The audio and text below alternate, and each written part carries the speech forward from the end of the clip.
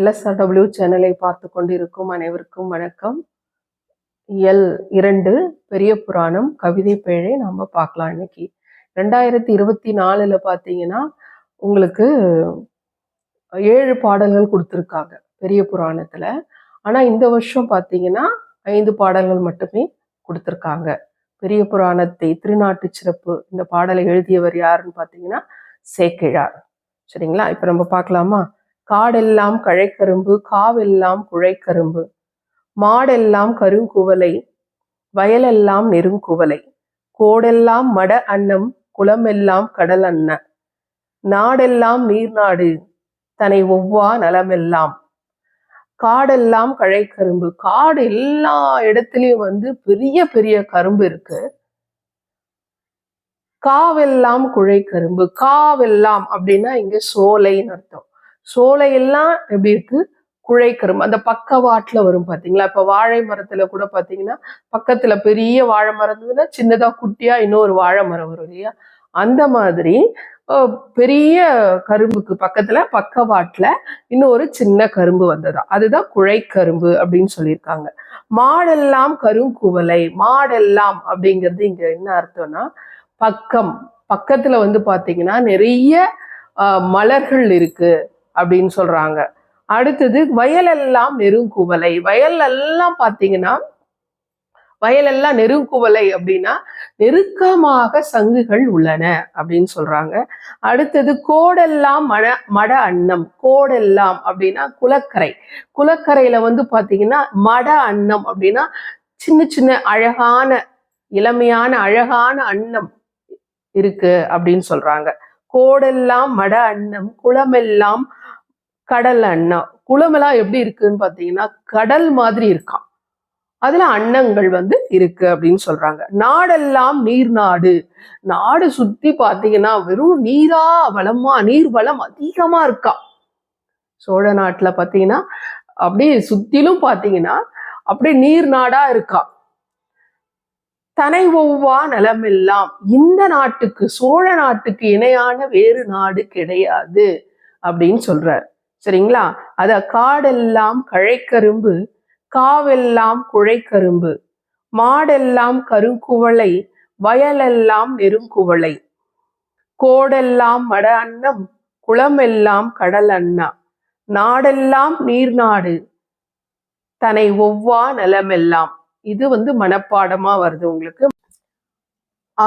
அன்னம் ஆடும் அகந்துறை பொய்கையில் துண்ணும் மேதி படிய துதைத்தெழும் கண்ணி வாளை கமுகின் மேற்பாய்வன மண்ணு வான்மிசை வானவில் போலுமால் அப்படின்னு சொல்லியிருக்காங்க.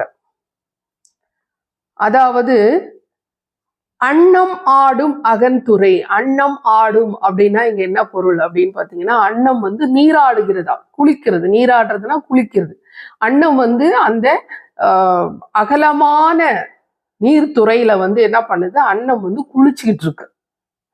அன்னம் ஆடும் அகந்துறை பொய்கையில் துண்ணும் மேதி படிய துதைத்தெழும். துண்ணும் மேதி அப்படின்னா, மேதினா இங்க எருமை. எருமை என்ன பண்ணுதா? அப்படியே தொபுக்கடீர்னு அந்த நீர்த்துறையில போய் விழுதா. தப்புன்னு விழுந்த உடனே அப்படியே ஒரு கலக்கு கலக்கும் இல்லையா? அப்படியே தண்ணிக்குள்ள ஒரு சின்ன கல்லு போட்டாலே நம்ம கலங்கும். அப்போ ஒரு பெரிய எரும மாடு அது உள்ள விழுந்ததுன்னா என்ன ஆகும்? அப்படி தண்ணி மொத்தம் கலங்கும் இல்லையா? அப்படியே கலங்குது. துண்ணும் மேதி படிய துதைத்தெழும் கண்ணி வாளை கமுகின் மேற்பாய்வன. கண்ணி வாளை, வாழை மீன் என்ன பண்ணுது? இது என்ன பண்ணுது? அன்னம் குளிச்சுக்கிட்டு இருக்கு நீர் அந்த பொய்கையில, அகலமான நீர்த்துறையில. அப்போ இந்த எருமை என்ன பண்ணுது? அதுக்குள்ள தொபுக்கடின்னு விழுது. விழுந்த உடனே அந்த நீர் என்ன ஆகுது? நல்லா கலங்கி அதுக்குள்ள, அந்த நீருக்குள்ள இருக்கிற வாழை மீன் இருக்கு இல்லையா? அந்த வாழை மீன் என்ன ஆகுதுன்னா அப்படியே பாக்கு மரத்து மேல போய் இப்படி இப்படி கீழே இருக்கிற மீன் இது விழுந்த அதிர்வுல விழுந்ததுல, மாடு விழுந்ததுல என்ன ஆகுது? மீன் பாக்கு மரம் பக்கத்துல இருக்கு, பாக்கு மரத்தை போய் அப்படி மேல எட்டுது. எட்டி திருப்பி இப்படி கீழே விழுது. அது எப்படி இருக்குன்னு சொல்றாங்க பாருங்க. கண்ணி வாழை கமுகின் மேற் பாய்வன. கமுகின்னா இங்க பாக்கு மரம்னு அர்த்தம். கண்ணி வாழை கமுகின் மேற் பாய்வன மண்ணு வான் விசை வானவில் போலுமால் அப்படின்னு சொல்லியிருக்காங்க. அது எப்படி இருக்குன்னா வானவில் மாதிரி இருக்கான். இங்க இருந்து இப்படி கீழே இருந்து வாழை மீன் தண்ணியில இருந்து அப்படி போய் பாக்கு மரத்தை தொட்டு அப்படி கீழே விழுறது வானவில் திடீர்னு தோன்றன மாதிரி இருந்துதான். இதை ஒரு அழகான ஒரு கவிதைய கொடுத்திருக்காங்க பாருங்க. சரிங்களா, அடுத்தது பார்க்கலாம். அரிதரு செந்நெற் சூட்டின் அடுக்கிய அடுக்கல் சேர்ப்பார். பரிவர தடித்த பண்மீன் படர் நெடுங்குன்று செய்வார். சுரிவலை சொரிந்த முத்தின் சுடர்பெரும் பொறுப்பு யாப்பார். விரிமலர் கற்றை வேரி பொழுந்திழி வெற்பு வைப்பார். அரிதரு செந்நெற் சூட்டின் அடுக்கிய அடுக்கல் சேர்ப்பார் அப்படின்னா என்ன அர்த்தம் அப்படின்னா, நெற்கட்டுக்களை என்ன பண்ணுவாங்களா, நெல்கட்டு விவசாயம் பண்ற இடத்துல நீங்க பாத்தீங்கன்னா, விவசாயம் வீட்டுல இருந்து வர்ற பிள்ளைகளுக்கு நிறைய பேருக்கு தெரியும். நெற்போர் அப்படின்னு சொல்லுவாங்க, நெற்கட்டுக்கள் அப்படின்னு சொல்லுவாங்க. இங்க சூட்டின் அப்படின்னா இங்க நெல்லை தான் குறிக்குது. இங்க அரிதரு செந்நெற் சூட்டின் அடுக்கிய அடுக்கல் சேர்ப்பார் அப்படின்னா போர் மாதிரி அடுக்குறாங்களாம். அந்த நெல்லு கட்டை என்ன பண்றாங்கன்னா கட்டி கட்டி கட்டி கட்டி பெரிய போர்னா அதுக்கு பெருசா உயரமா அடுக்கிறதுக்கு பேர் தான் போர்ன்னு சொல்லுவாங்க. சரிங்களா, அதுதான் அரிதர் செந்நெற் சூட்டின் அடுக்கிய அடுக்கல் சேர்ப்பார். பரிவர தடித்த பண்மீன் படர் நெடுங் குன்று செய்வார். சரிங்களா, பரிவர தடித்த பண்மீன் பல வகையான மீன்களை பிடிச்சு என்ன பண்ணுவாங்களாம், குன்று மாதிரி குவிப்பாங்களாம். பிடிச்சு பிடிச்சு பிடிச்சு அந்த நீர் துறையில என்ன பண்ணுவாங்க, நிறைய மீன்களை பிடிச்சு அப்படியே குன்று மாதிரி, குன்றுனா சிறிய மலை, சரியா, மலைனா பெருசா இருக்கும், அதை விட சிறியதாக இருப்பதை நம்ம என்ன சொல்றோம்னா குன்றுன்னு சொல்லுவோம். அப்படி குன்று மாதிரி மீன்களை எல்லா மீன்களையும் பிடிச்சு பிடிச்சு அதை குன்று மாதிரி குவிக்கிறாங்களாம். சரியா, அடுத்தது என்ன சொல்றாங்க பாருங்க. சுரிவலை சொரிந்த முத்தின் சுடர் பெரும் பொறுப்பு யாப்பர். இங்க சுரிவலை அப்படின்னா சங்கு, சுரிவலைனா இங்க சங்கு, நெருங்குவலைனாலும் அங்க நம்ம சங்குன்னு பார்த்தோம். இங்க சுரிவலை சங்கு சொரிந்த முத்தின், அந்த முத்தை எப்படி முத்தும் நிறைய கிடைக்குது. அவங்க சோழ நாட்டுல பாத்தீங்கன்னா முத்து நிறைய கிடைக்குது. அதையும் குன்று மாதிரி குவிக்கிறாங்களாம். அந்த குன்று மாதிரி முத்துக்களையும் எடுத்து எடுத்து அப்படியே ஒரு மலை மாதிரி, அது சின்ன குன்று மாதிரி குவிக்கிறாங்க. மீனை குன்று மாதிரி குவிக்கிறாங்க, முத்துக்களையும் குன்று மாதிரி குவிக்கிறாங்க. அடுத்தது விரிமலர் கற்றை வேர் பொழுந்திழி வெற்பு வைப்பார். அந்த அடுத்தது பாத்தீங்கன்னா விரிமலர் அப்படின்னா நல்ல வாசனை மிகுந்த மலர்களை பறிச்சு அதை என்ன செய்யறாங்களாம், மலை மாதிரி குமிக்கிறாங்களாம். புரியுதுங்களா, எதெல்லாம் இங்க இங்க சொல்றாங்க பாருங்க. ஃபர்ஸ்ட் என்ன சொல்றாங்க, நெற்கட்டுக்களை என்ன பண்றாங்கன்னா போர் மாதிரி அப்படியே அடுக்கி அடுக்கி அடுக்கி அடுக்கி பெரிய போரா அடுக்குறாங்க, உயரமா அடுக்குறாங்க, அதுதான் போர்ன்னு சொல்லுவாங்க. சரிங்களா, அடுத்தது மீன், எல்லா வகை மீன்களையும் என்ன செய்யறாங்க, குன்று மாதிரி குவிச்சு வைக்கிறாங்க.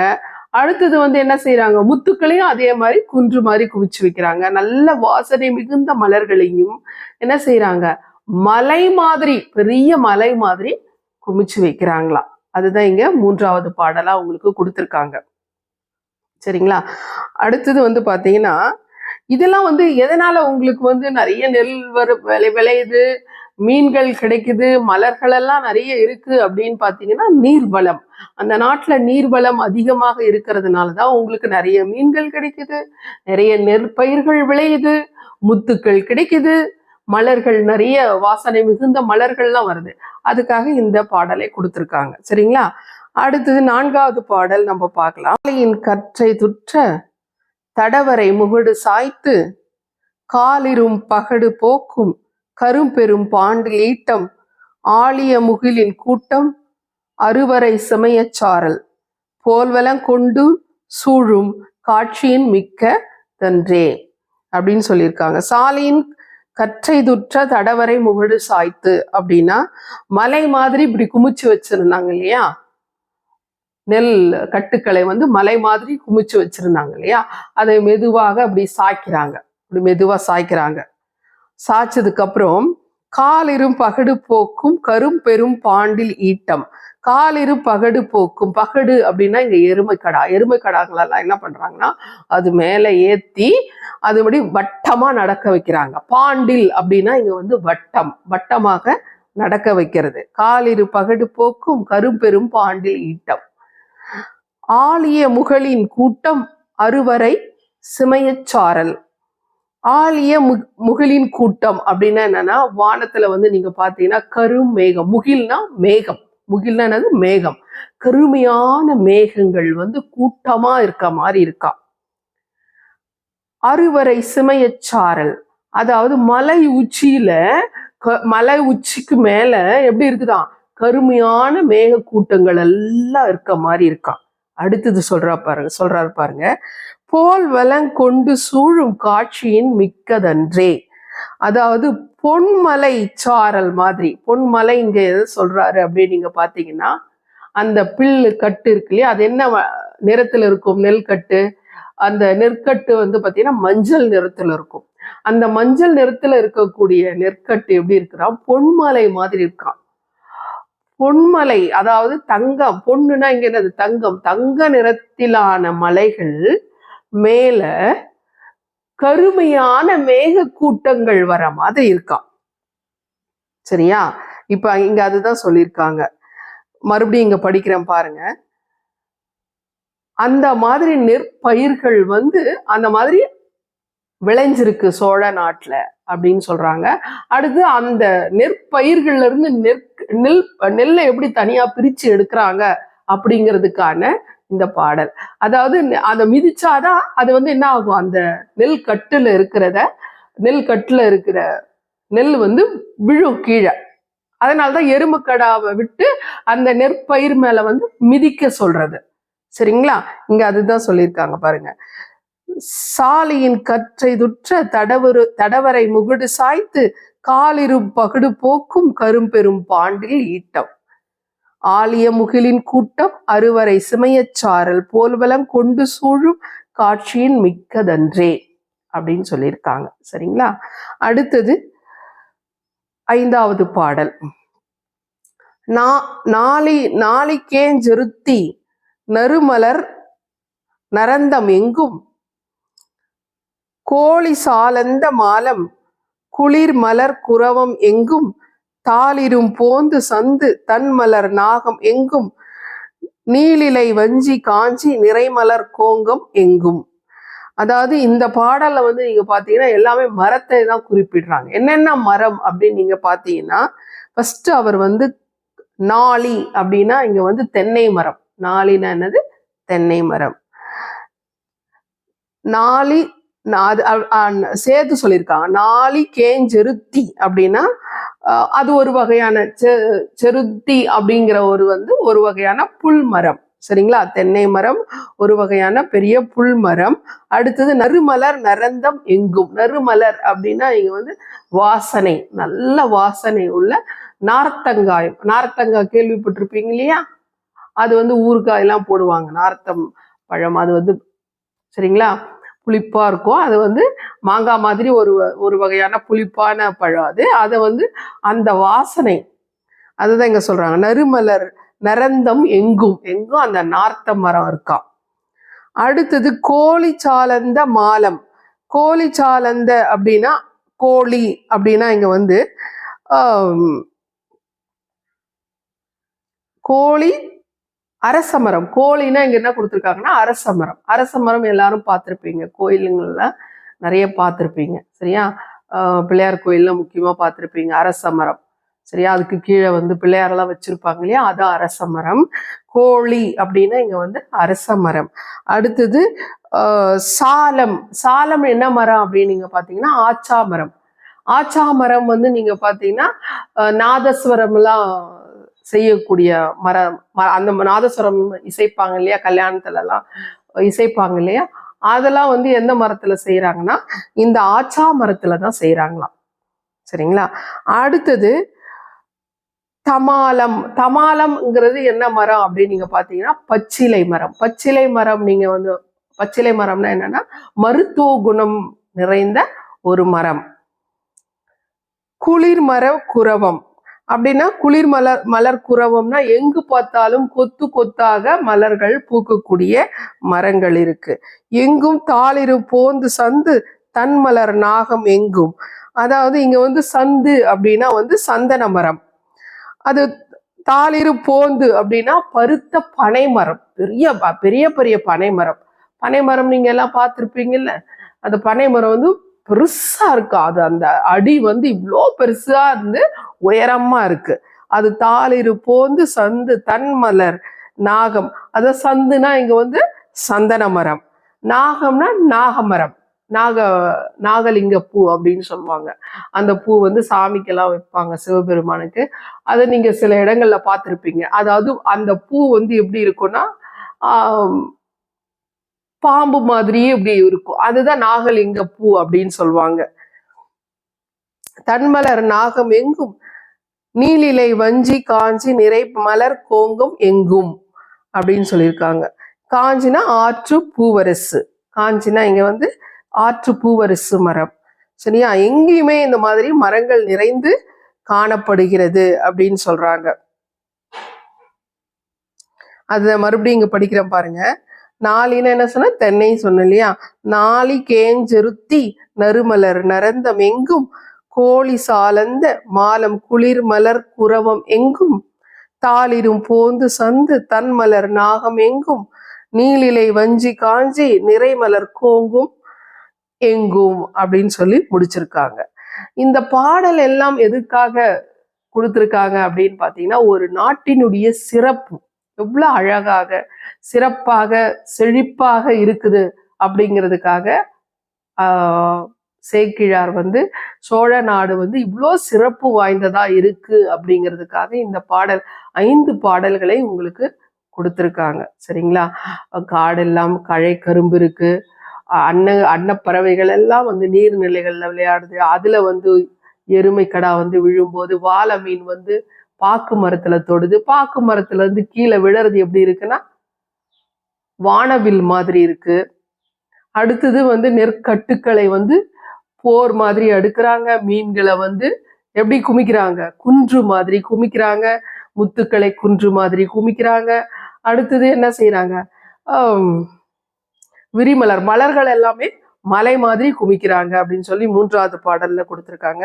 4வது பாடல்ல வந்து அந்த நெற்கட்டுக்கள்ல இருக்கிற நெல் மணிகள் வந்து எப்படி கீழே விழணும் இல்லையா, அதுக்காக எப்படி எருமை கடாக்களை வச்சு மிதிக்கிறது எப்படி இருக்கு அப்படின்னு நீங்க பாத்தீங்கன்னா மலை உச்சியில வந்து கருமையான மேக கூட்டங்கள் வந்து வர மாதிரியும், அதை வந்து நெல் கட்டு எப்படி என்ன நிறத்துல இருக்கும், மஞ்சள் நிறத்துல இருக்கும் இல்லையா, அது வந்து எப்படி தங்க மலை மாதிரி பொன்மலை பொண்ணுன்னா இங்க தங்க மலை மாதிரி இருக்கா தக்க தக்க தக்கன்னு. அது மேல வந்து கருமையான மேகங்கள் வர்ற மாதிரி இருக்கு அப்படின்னு சொல்லி சொல்றாரு. அடுத்தது 4 கேஞ்சுருத்தி. அடுத்தது மர வகைகள் பாத்தீங்கன்னா எப்படி இருக்குன்னா தென்னை மரம் இருக்கு. அடுத்தது வந்து பாத்தீங்கன்னா பச்சிலை மரம் இருக்கு, பெரிய பெரிய பனை மரங்கள் இருக்கு, நாகமரம் இருக்கு, ஆச்சா மரம் இருக்கு. சரிங்களா. அடுத்தது வந்து பாத்தீங்கன்னா பச்சிலை மரம், இரும்போந்து, சந்தன மரம் இருக்கு, நாகமரம் இருக்கு, ஆற்று பூவரசு மரங்கள் எல்லாமே இருக்கு. இவ்வளோ செழிப்பான ஒரு சோழ நாடை வந்து சிறப்பிச்சு பாடியிருக்கார் சேக்கிழார். சரிங்களா. இப்ப நான் உங்களுக்கு சொன்னது உங்களுக்கு புரிஞ்சிருக்கும்னு நினைக்கிறேன். உங்களுக்கு புரிஞ்சிருந்ததுன்னா சப்ஸ்கிரைப் பண்ணுங்க, ஷேர் பண்ணுங்க. நன்றி.